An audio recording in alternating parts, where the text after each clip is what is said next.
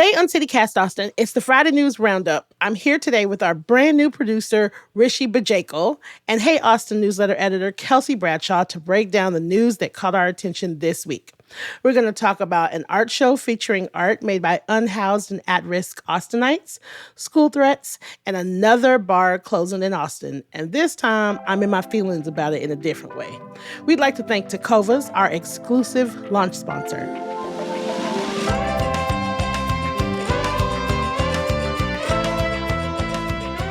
It's Friday, October 11th. I'm Nikki Devon, and this is what Austin's talking about.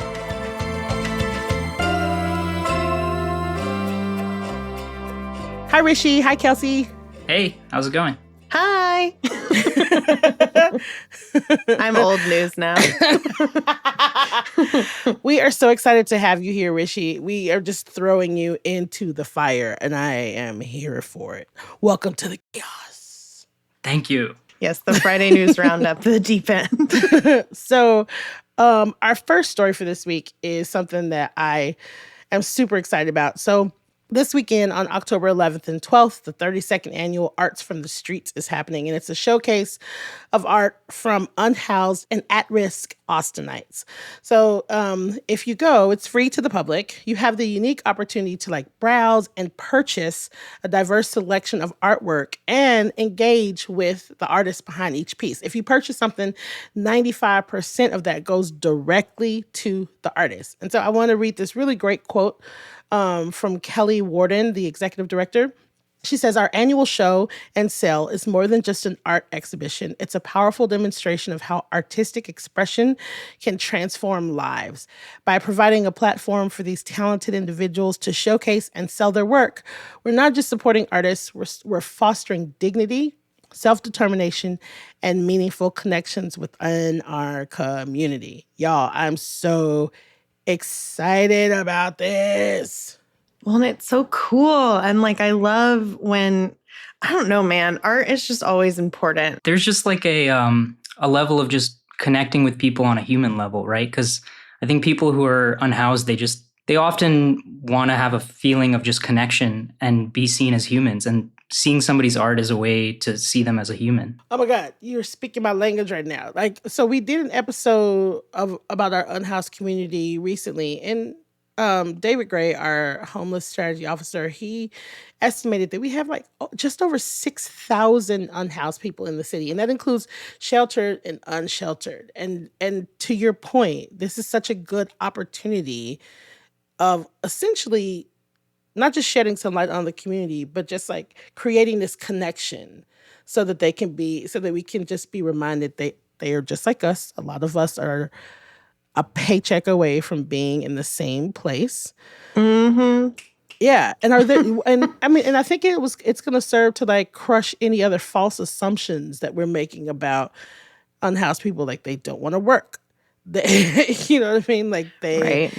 Right? So they have to pull themselves up by their bootstraps, and they're not doing that, even though that's a flawed saying, but whatever. I'm curious,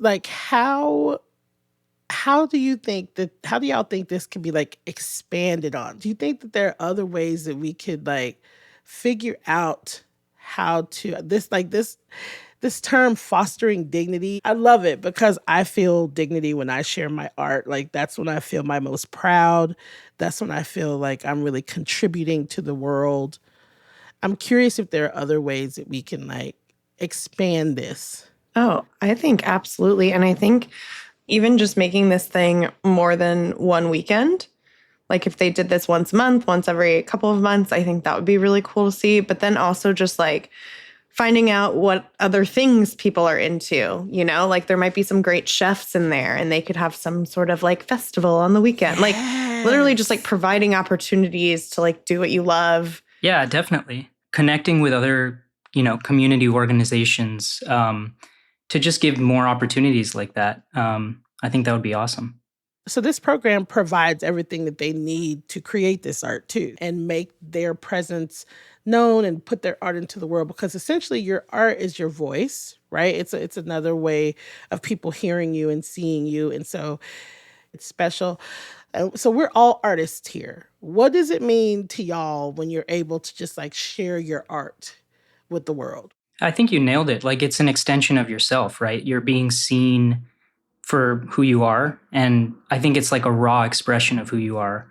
So if somebody connects with that art, it's like a level of just connecting with you on a very deep level.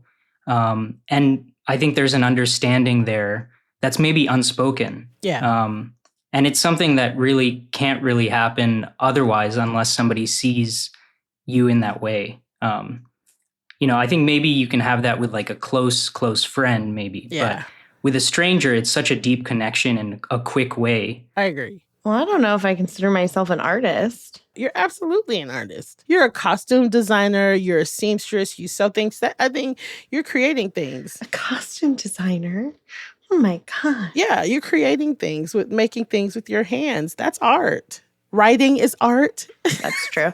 I did recently talk to my therapist about how I sew my own clothes and like how it makes me feel. And it's like this area in my life where it is like the most confident I am. Like there's nothing like, like if my friends are like, oh, that top you made, I would never wear it. Not that my friends are rude like that, but like, like if somebody says that to me, it is like the one area of my life where I'm like, I don't care. Like I really enjoy what I made and like, I really like it and it makes me feel good. Yeah. And like, you should be able to create your art. Like you should be able to do that and make money from that and be a full person from that. Exactly. And so I just think it's really cool when these kinds of things happen. I love it. And there's power in it. There's power in art. There's power in being able to, just like you said, be like, I did this. This is mine. This came from my heart. This came from my brain. Yeah. I created this. I did this. And it's so funny because I've been reading a lot about this because, this is what I do. I get a hold of something, and then I just go down the rabbit hole. I've been reading about the annual arts from the streets.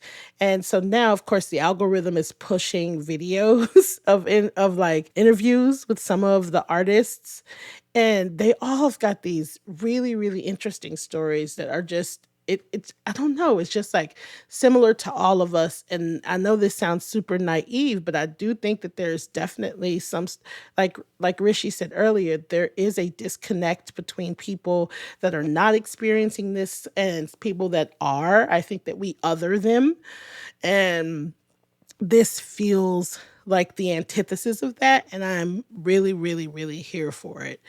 And so, when we talk to David Gray and his approach to changing our unhoused population is really similar. It's just like going in, talking to people, finding out what is their story? Why are you here? How can I help? What can we do? Today it might just be giving you something to eat. Tomorrow it might be finding somewhere for you to stay. I like that he includes people that not just he talks about the broad range of our unhoused community, sheltered people and unsheltered people. Because just because you're sheltered doesn't mean that that's your home. I would encourage people to really, first of all, come to this event. And second of all, look into what our homeless strategy office is doing. And just pausing for a moment. I think the unhoused community gets so wrapped up, not by their choosing, but I think it's part of this like intense political landscape that we have. Like it's always being brought up and it's so bad and like we hate those people and and there's so much like vitriol towards them. And I think just like taking a step back and like thinking about how we've all been complaining about inflation for months, right? Like we've been talking about how expensive eggs are for months and how it's hard to get a job, right? Like I hear people talk about that all the time. And just like taking a step back and thinking, like you said, like, yeah, a lot of people are one paycheck away from this happening. Like not everyone is lucky enough to have a friend or a family member where they can hang out on their couch for as long as they want, right? Like just taking a step back and realizing like these are just people and like we don't need to hate them and it's really okay for them to exist. And going out to this event and supporting them is like literally the least we could do. Well, I feel like the connection that, that we have with people at these kind of events, I think it's just as valuable for us as people who are housed, right? I think that just creates less of that othering, as you said. And I think that's just as valuable for us as it is for anybody else, Yeah. I listen, I think most of my adult life, I have spent paycheck to paycheck, or I've had two jobs, or I've been I have a full time day job and I'm a musician at night, or I'm a full time day job and I'm a creative at night. And I am not the unicorn. We are like, there are so many of us in this Right, city right. that have, many ways that we make income, right? And we're lucky enough, which it sounds weird to even say that, to do that. But I also have like 4 friends right now that are unemployed, that have been laid off. And they're just lucky that we have a community and they don't have to worry about anything. Right. But not everybody has that. So uh, if you cannot make it this weekend, so I'll tell you more a little bit about it's the 11th and the 12th. It's at Blue Genie Art Bazaar. And if you cannot make it, you can donate. You can volunteer for other stuff. And they have an Amazon wish list. So, so go on to artfromthestreets.org and go and invest.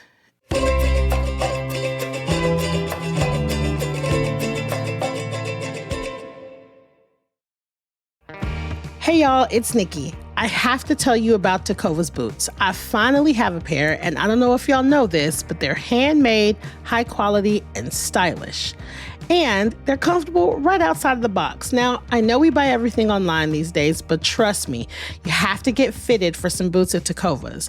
Now, whether you're like me, a newbie to boots, or you have a closet full of them, the folks at Takova's will help you find your next favorite pair. So, grab a friend, head on over to the Takova's flagship on South Congress or their store at the Domain. Plus, good news, they just opened a store in Georgetown at 709 Main Street for those of you that live just a little further north.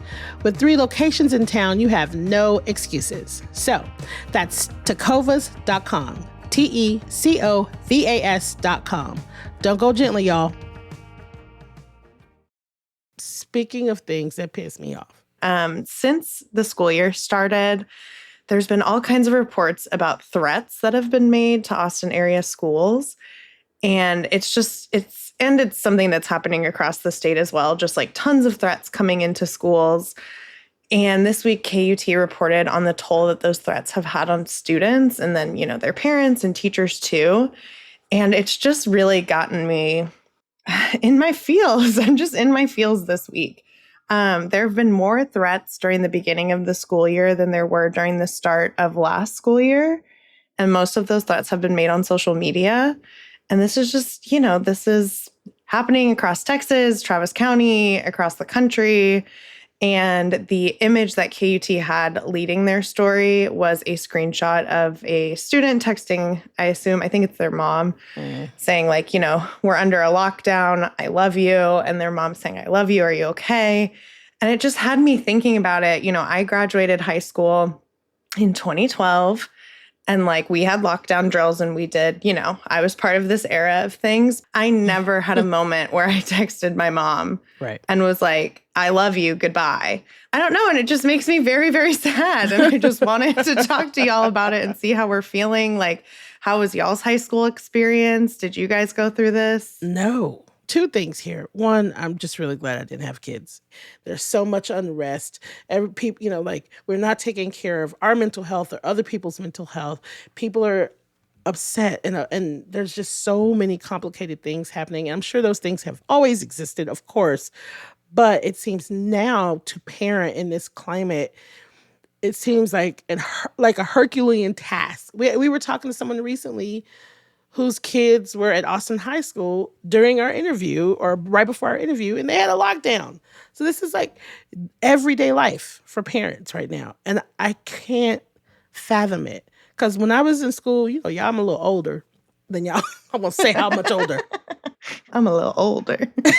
Sorry. The only thing we had to worry about was tornado drills where we had to get in the hallway and put our butts in the air. That's it. That's it. Yeah, I mean, I think we had like a handful of lockdowns. I grew up in Austin. I feel like it was a handful of lockdowns that were related to just like stuff that was happening in the nearby neighborhood. Yes. But it wasn't like directly targeting schools. And I think that's the difference, is that there's this huge like existential threat on students that they're just growing up with. And I think that plays into everything from like, mental health. Like, how are they able to focus on calculus or like whatever it may be, when there's this existential threat of like, yeah, I may not live through this day of school. I mean, that is wild to me.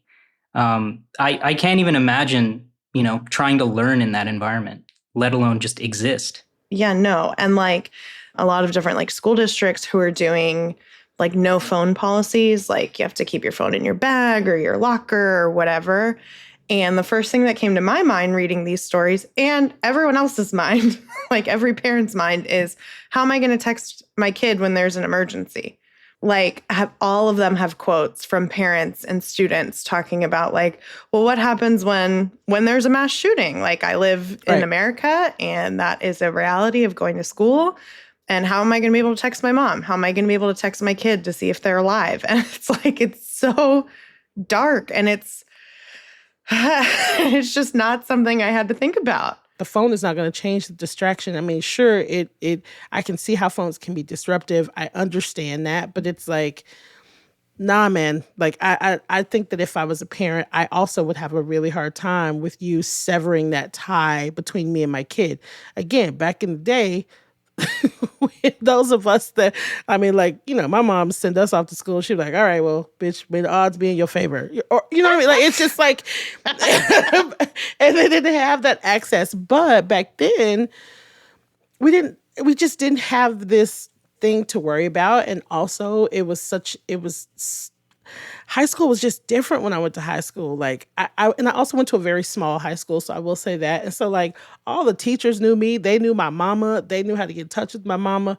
If I was acting a fool, they could just call my mama at work. And it's just like there was a network, and that network was different. So my counselor could absolutely come in and be like, "Do you want us to call your mama?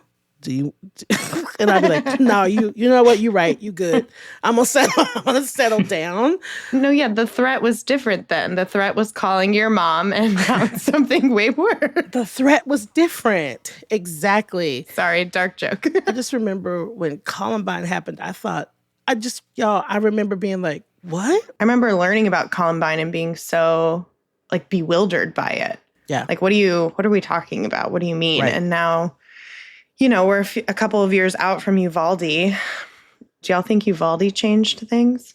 Yeah, absolutely. I mean, to your point that you brought up in the beginning, Nikki, like most of my friends who are even considering having kids, like this is probably the number one factor why they're saying, I don't think I'm going to have kids. Yeah. And it's sad. It plays into, just all of our lives. I think it's going to change the community in Austin. Like if there's less people having kids, we're just going to have this town that I think maybe skews a little bit older eventually, right? And I think that definitely makes a difference in just the feel of the city and just our futures in general. I always wanted to be a teacher when I was a kid, and I've always been like, well, whenever I get tired of journalism, I'll just go become a teacher.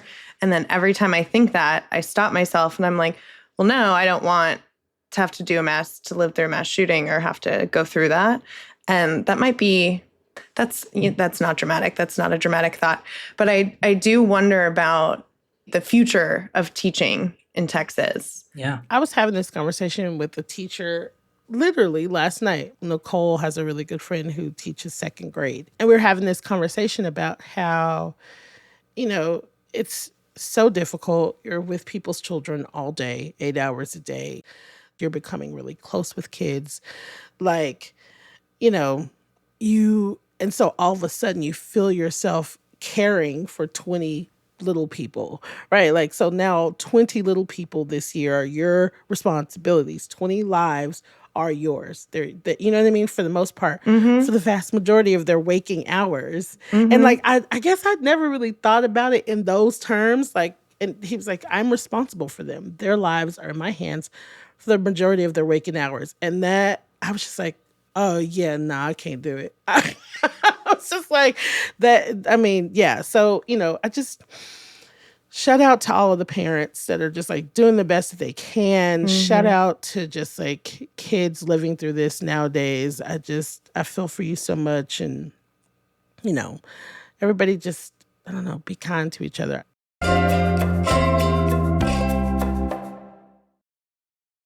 Well, and something you can do for your mental health is go dancing, but not at this place that we're about to talk about because they're closing in 6 months. So, yeah, segue alert. Pew, pew. Pew. Rishi, we celebrate every time we get a good segue. I love it. Yeah. We like to pat ourselves on the back. It's very important to us. I'm in. I don't know if some of you have heard, but Outer Heaven Disco Club in East Austin is closing because the owner of the building is tearing it down to build luxury condos. So the club has 6 months. The club is at 1808 East 12th Street. Outer Heaven debuted March 2020, but, of course, the Rona came along and it didn't officially open until May of 2021. So the owner of Outer Heaven posted a glorious rant on Instagram. Now, before I get into this, let me just say, I am not against Outer Heaven. I went to Outer Heaven once and got sweaty. I love that. Gave it one shot. Yeah. And that was enough. I gave it one shot. I almost fell 13 times because the floor was so slippery, but damn it, I went. And I know a lot of people really loved Outer Heaven, right? He goes on this rant, essentially, and just, some really good nuggets from said rant. He lived down the street from the building 15 years ago and he says, when I was poverty level poor and it was Club 1808, quote, on a street no one gave a shit about. He said it was a space that literally no one else wanted. He noted the building's old energy that felt authentic. He wants to wage war on the commercialization of Austin. He ended it by saying, "Oh, Austin forever, burn the rest to the ground." He claims that he revived 12th Street. I get why Outer Heaven is special. Like, he had a total anti-frat, douchebag vibe that is really, really important. And I'm here for it. But my dude, you did not come in and revive a street that nobody gave a shit about. You just did not do it. Because Black people been living on that street. In specifically, the building 1808 has historical Black status. I'm trying not to go off. Go off, man. There was a whole thriving Black community, and specifically 1808 is a building that had blues. My dude, there's a history of Black music and Black culture in that building. And before you came along, it was something called Dozen Street. And Dozen Street was open by this person named Mady, who wanted to create a space for artists by artists. And she, countless local musicians, countless local artists, countless local bar staff. And she allowed the programming to be run by artists. And so my issue here is what this reads like to me is another white person coming along and being like, look what I found. Look what I made. Don't Columbus our shit, bro. You did not. Well, and then turning around and acting like somebody is Columbusing him. Exactly. It's tunnel vision, right? Yeah. I think he's viewing it in the context of his interaction with this space. Right. But I think he's just missing the entire context of what it was before that. And in fact, it's pretty ironic, right? That he's saying old Austin forever, but burn the rest to the ground. It's well, but there was an old Austin before that as well. Before your right. impact on this space. Yeah. I just pulled up the Outer Heaven website and there's a new little thing on it that I'm going to read part of for y'all that Sean wrote, I assume. Yes. This is a quote. If you've lived in Austin, Texas for a while, then you probably already realize our city has been overrun by rich, NIMBY pieces of shit who couldn't care less about the culture that made them move here in the first place. Our bar is a pirate ship in a sea of capitalist scumbags, and we aim to battle the rich vultures rather than be another nail in Austin's coffin. And and then they say they're desperately trying to keep the real Austin alive as it gets hacked away by the fake fucks that think money can buy a soul. And I understand being met. Like part of the announcement that Outer Heaven made was that the building was going to get replaced by luxury condos. And like nobody wants that, right? Like No. we don't want that. Every time anything gets torn down, it's luxury condos. But like the fact that this person is acting like they built Austin with their own two hands, and like this is a pretty white club, right? Like this is a pretty white club that moved into a historically Black place and or neighborhood. And whenever this was announced earlier this week, I saw a lot of like white influencers and just influencers in general posting, like acting so devastated and like, wow, an Austin institution and all this stuff. And it's like, even if the owner of this bar was not acting this way, like this place is not an Austin institution. It's been around for a couple of years. And like, that's it. Like, that's an institute that does not make an institution, right? I understand that for a lot of people that move into the that move to East Austin, it's hard for them to understand that they are a part of gentrification. But baby, the call is coming from inside the house. Mm-hmm. You are a part of it. And that's okay because cities change. And it is harder it's incredibly hard for me to say that, to watch the side of town that I grew up on change the way it's changing. I used to go pick my dad up from Club 1808 when him and his homies were hanging out. I used to go, do you know, like, it's like I have seen that corner change throughout the entirety of my life. It is not some rundown shithole that nobody cares about. There's a thriving community full of people just trying to hold on to their culture. But people like you move in and it makes it impossible for them to stay there. And so it's like, I hear you. I understand that you're upset. I'm upset. I don't want that building to be demolished. That's a part of history that we're about to lose. History that has been there since before I was here, when my parents were here and my parents' parents were here. I don't want that building to be demolished either. But also, the people that own that place, they own most of 12th Street. This is a conversation that should have been had 30 years ago. New people are moving to Austin every day. Our city is changing. The toothpaste is out of the tube. So what are you doing? What are you doing? How are you contributing? How did you contribute to that community when you moved in? What did you do? Well, and how dare this man say all of that when he moved down the street from Sam's Barbecue? Like as if people didn't care about Sam's Barbecue. Like, please, sir. Listen. It's giving white savior, and I can't, and that's no shade to him, but it's like, this is what gentrification looks like to me. It looks like people that are well-meaning, right? Like, I think there's this misunderstanding that that it's only greedy developers. And the developers already got the property, babe. That's done because they can see it coming. Gentrification looks like well-meaning white people coming into a neighborhood to make it better. In a lot of ways, they do make it better. But also, there are consequences to just your presence in that side of town. I think a lot of people could benefit from hearing the city is changing. We can't stop the city from changing, right? The city's growing. We need more housing, et cetera, et cetera. Right. But I think you can kind of have it both ways, right? Like you can have a city that's changing and growing and do all this stuff. And yeah, maybe you live on the east side and that's just where you ended up and you're contributing to gentrification. But also you could be educating yourself on the side. Right? Like you could be recognizing, hey, I'm part of this. There wasn't too much I could do about it. There was nowhere else I could live. Because I feel like that's an experience for a lot of people. Right. And also, I recognize that this is a place where all Black and brown people were pushed out of. And also that like Black people used to live in Clarksville, like back in the 1800s, and then they were pushed out of Clarksville and sent to the east side. And then they were pushed out of the east side. And it's just like this ongoing thing. Like, I think we can do both. Like, we don't have to be so rude about it. We can say, hey, I really wanted to be in this space and it really sucks that I'm leaving. And also I recognize like the history of this space. Yeah. Yeah. Do y'all have any memories of Dozen Street? I remember when she opened Dozen Street, she had a mirrored mosaic outside with a peacock. And I remember passing by before knowing who she was and being like, what in the hell is that? It's just like, oh, look, another white person took over the building. That's great.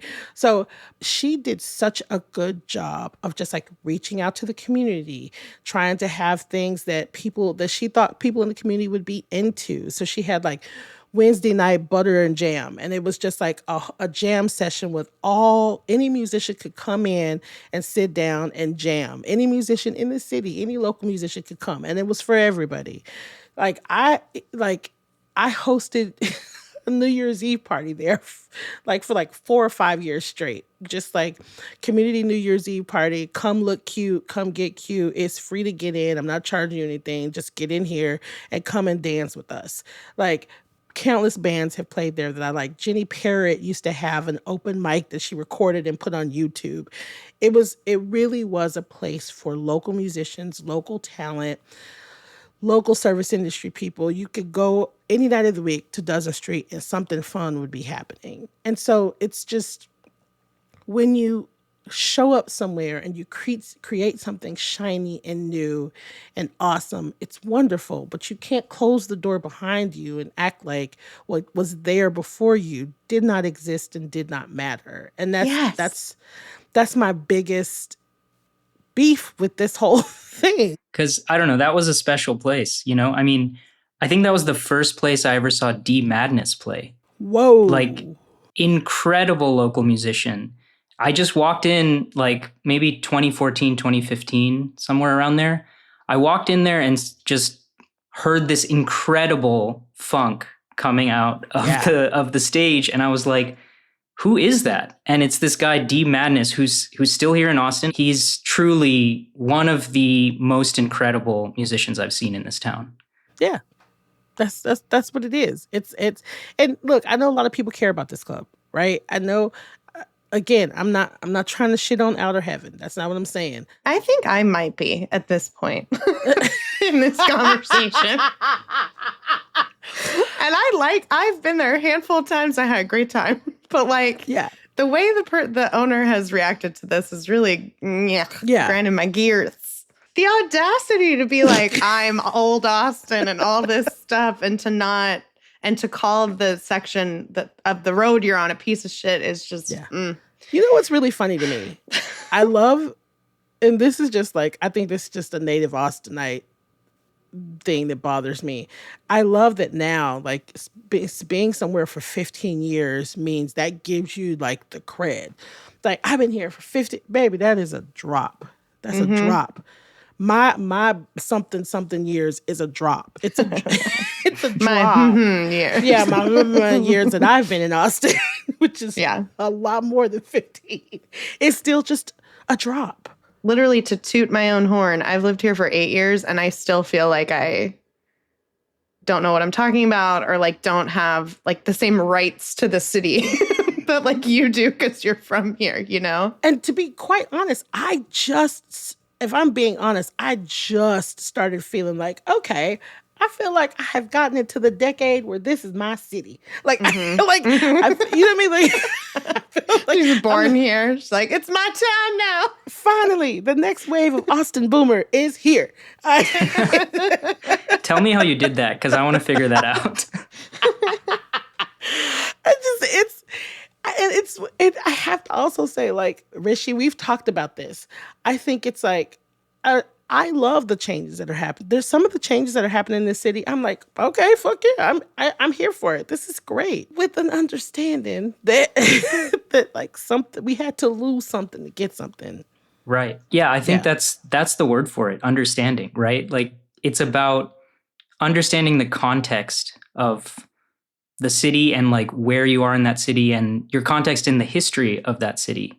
I think that's just kind of an obligation that I think maybe a lot of people don't take on, but I think I would love for that to be more of a, a thing that people moving here take on for themselves, just as a way to learn more about the city. And honestly, that's a big reason why I'm working on this podcast.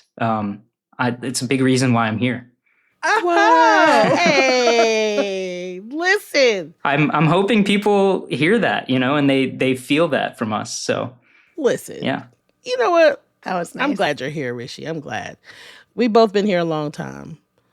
Outer Heaven's been here a long time. But you know who's been here longer? ACL. Are we ready for our Jacova's Don't Go Gently moment of this week? Beautiful. Beautifully done. That was a good one. That was good. Here is your Takova's Don't Go Gently segment of the week. Our Don't Go Gently tip for this weekend is obvious. Join me in hitting up Zilker Park for the second and final weekend of the Austin City Limits Music Festival, where tons of amazing local and international musicians will be holding court. So, do you not know who you should see? You should check out the CityCast Austin's festival preview episode for all of the recommendations you need to fill out that schedule. Now, if you're going, start pre-hydrating, take your allergy meds now. Trust us, some of us got the Black Plague from last week. But also, if you don't have a ticket, don't fret. You can rent a kayak if you bout that life from one of the outfitters on Lady Bird Lake, or you can launch your own boat to catch some music for free on the water. I will see you there. And remember, don't go gently, go into Covas. Pew, pew, pew. All right, you guys. Yeah. This has been awesome. Oh, really quick before we go, I want to shout out to the first responders in Florida. We're thinking of everyone in that state and all of the states that were affected by Helene and Milton and what y'all been going through, and we hope that everybody stays safe. We are sending y'all all the love. So everybody keep your eyes open for ways to help and donate if you can. Just send good vibes. Rishi, Kelsey, thank you for rounding up the news with me this week. Happy first Friday News Roundup, Rishi. Thank you. Happy to be here. We're so glad you're here. Okay. For real, though. Bye, y'all. Bye. Bye.